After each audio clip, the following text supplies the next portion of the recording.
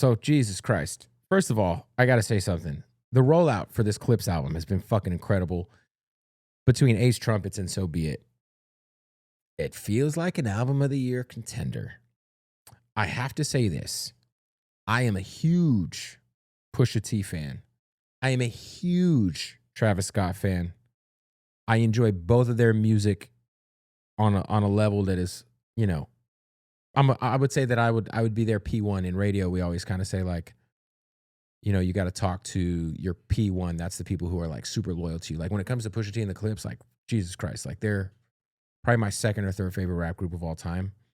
And Pusha T is one of my favorite MCs ever. I have him on my all-time list in the top 10, which a lot of people wouldn't have. In fact, I actually went viral because me and Jim Jones debated about, this was on the Rap Caviar podcast. We debated about Pusha T being included in the top 50 MC list of all time. He said he didn't deserve to be in there. I fucking lost my mind. You could probably pull that up on silence so we can kind of see it. But, and I also really, really love Travis. I think Travis makes amazing bodies of work. With that being said, I guess the issue at hand feels like a semi-valid one if you think about some of the moves maybe over the years Travis has made. You know, when Travis first came into the game, my homie Lifted is the guy who made Mercy, producer for Phoenix. I remember before Alfaro dropped, Lifted was telling me about Travis very early on because Travis was around during those super, I guess what year was Mercy? I was living in Vegas when Mercy came out, so that was probably 2011 or 12. With that being said, I was hip to Travis pretty early, and then when Alfaro dropped, I fucked with Alfaro. We played a few records on my underground hip hop show off of Alfaro. When we think of Travis, I think of Good Music and Grand Hustle initially, because I think a lot of people forget that Travis was signed to T.I. and Kanye. There was kind of like this marriage of the two, you know, OGs kind of putting on this young kid. So Travis very much a part of the Good Music family at a certain point in time in his career, quite literally a part of Kanye's family. And with that being said, you know, Pusha T was the president of Good Music from 2015 until recently. So Pusha T does have a relationship with Travis and has had a front row seat to probably some of Travis's low points emotionally, etc. So I could understand if you're Push and you have Travis pull up on you to play Utopia with Pharrell in the room. Now, it's been debated whether or not Drake had dropped his verse for Meltdown yet, where he talked about melting down Pharrell's chains. But either way, I think the point at hand is if we're close enough for you to come into the studio with us and play us your album, and then that the version of the album you played does not include the Drake verse, whether it was laid yet or not. Now, obviously, if it was laid already, that's just straight up fucking some hoe shit, some fucked up shit, right? According to academics, it hadn't been laid yet. But I do believe Pusha T said the next day or it was that same week that the song came out and they heard it. So, you know, we're not too sure about the timeline. But I would say if you're Travis and you value your relationship with Pharrell and you value your relationship with Pusha T, whom which you just sat in the studio with and brought your Utopia suitcase to play this fucking album, at the very least, you would think that you should have a conversation with Pharrell and Push. It's at least a phone call, right? Hey guys, I know I just played you the album. Just so you know, the same guy whom which I have sicko mode with just dropped a verse on the song Meltdown, and there's a shot towards you. How do you guys feel about it? It's just, to me, that's just kind of the polite thing to do.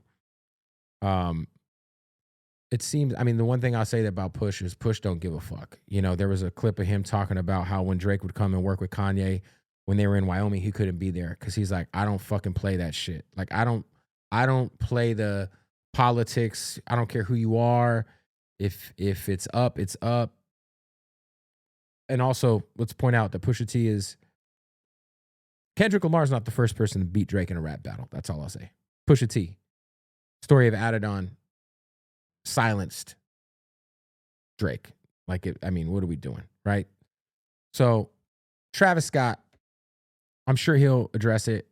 But I do think this brings us to another more interesting conversation. And that would be if you were to take, and I would like to preface this conversation by saying, if you were to take everything that both of these men are part of, Travis over here, Pusha T, the Clipse over here, I think Pusha T and the music he's been a part of, if you take the Clipse's discography and his solo discography, I think Travis Scott gets decimated in that debate because I think the Clipse have two classic albums. I think Lord Willin' and Hell Hath No Fury are classics. And I absolutely love Till the Casket Drops. It's a fucking damn good project. And then the Re-Up Gang shit. And you don't even got to get into the Clipse mixtapes. Jesus. So let's do this. Let's take all that aside because I just said if I were to take Pusha T and everything the Clipse was on, like all the Clipse albums, I think Pusha T washes Travis Scott discography to discography. I don't even think it's fucking a discussion.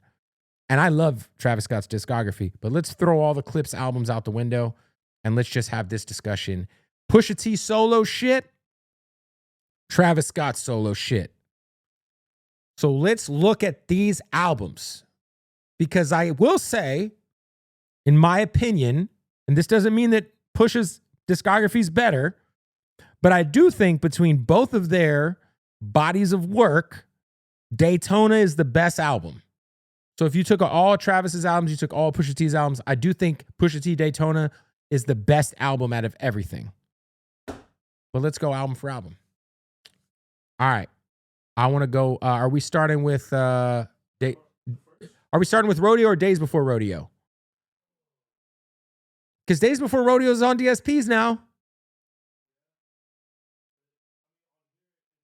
It probably says Rodeo first, right? I got to say, I think Days Before Rodeo might be my second favorite track. Okay, so it's 4 for 4. Okay, we'll do 4v4. I'm going to go, okay, Astro World, Utopia, Birds in the Trap Scene, McKnight, and Rodeo. And then let me see Pusha T shit. It's Almost Dry, Daytona. I'm going to go the best album between both of their discographies is Daytona. But God damn it, man. I think Travis Scott, Astro World, Birds in the Trap Scene, McKnight, Utopia, Rodeo. If you're just talking solo work, it's fucking close. Go back to Pusha's discography again. It's Almost Dry is so fucking good too, man. Daytona's the best album. I think It's Almost Dry is his second best album. I think King Push is number 3. My Name is number 4. Now, if we're ranking all of these albums, I think Daytona is number 1. Then I think you got to go Astro World as number 2. Fucking incredible album. It's a perfect album, just like Daytona is. Then things can get interesting. I wasn't the craziest Utopia fan. I love Rodeo, though. I'm going to put Rodeo at number 3. And then number 4, I'm going to put It's Almost Dry. At number 5, I'm going to put Birds in the Trap Scene McKnight. And then I'm going to put Utopia. And then I'll put King Push and My Name Is My Name. So I think that that's a fair, if we just go solo artist to solo artist, and there's not a bigger Pusha T fan you'll find. I think Travis got him on the total discography, even though it's close. I think once you enter the Clipse into the conversation, Travis gets destroyed. For the sake of fun, let's put the Clipse albums. Let's do the same countdown we just did. All right, so if we were to do this but include the Clipse, it's going to be ugly. Because I would go Hell Hath No Fury as number 1. I would go Daytona as number 2. I would go Lord Willin' as number 3. Then I would go Astral World. Then I would go Rodeo. Then I would go Till the Casket Drops.